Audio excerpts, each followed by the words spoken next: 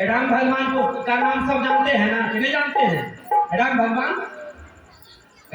भगवान का ससुर था जनकपुर में राजा जनक। राम भगवान का ससुर था जनकपुर में राजा जनक।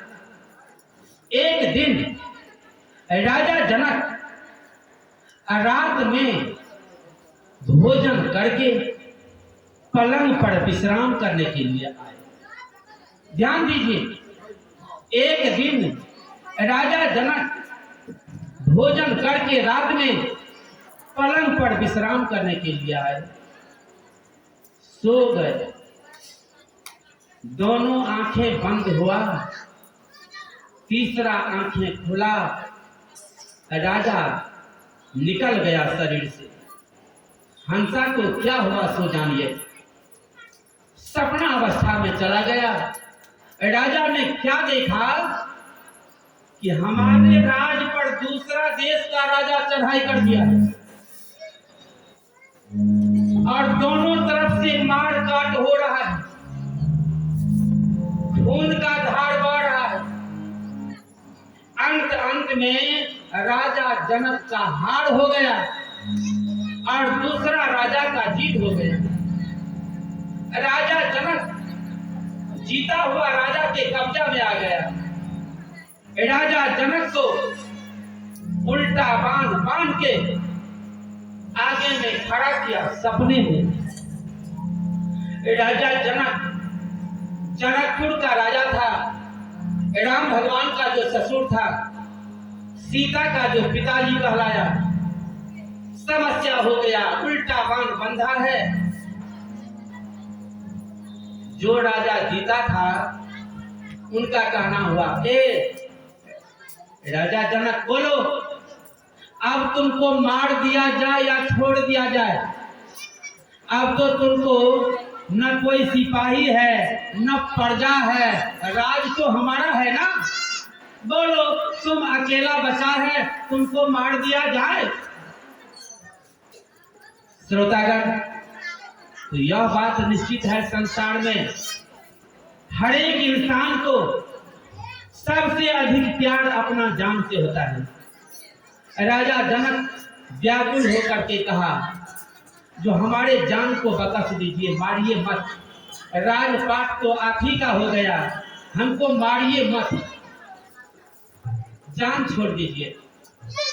जीता हुआ राजा जो था, उन्होंने कहा राजा जनक से, सुनो, तो तुमको छोड़ूंगा एक शर्त पर, तुम यहाँ से भागो। जहां तक हमारे राज का सीमा है, सीमा के अंदर में कहीं पर पानी नहीं पीना, कहीं पर अन्न ग्रहण नहीं करना, और सीमा पार होकर के जब दूसरा राज में चला जाएगा तब जो खाने पीने का होगा सो खाएगा पिएगा। और नहीं, अगर हमारे राज सीमा के अंदर में कहीं एक चुरू पानी भी पी लिया तो तुम्हें मार दिया जाएगा। सिपाही भर्ती है। राजा जनक के पीठ पर सिपाही भर्ती है। राजा जनक भाग रहा है। देखिए, एक दिन सबके साथ यही गति होता है सपना में। राजा जनक भागा, सिपाही पीठ पर है। राजा जनक के पैर में जूता चप्पल भी नहीं है, पैर से खून बह रहा है, प्यास से मन व्याकुल है, अन्न के लिए तड़प रहा है, लेकिन डर से खा नहीं रहा है, केवल भाग रहा है। सफर लंबा हो गया, भर दिन भागते थे, भर दिन चलते थे, और जहां पर रात होता था राजा वहीं पर हर रात समय बिताते थे। देखिए, यही विधि साथी बासा गए, यही विधि साथी बासा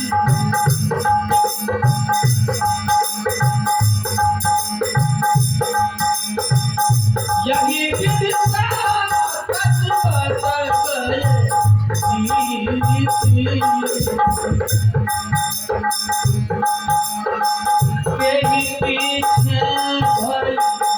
आई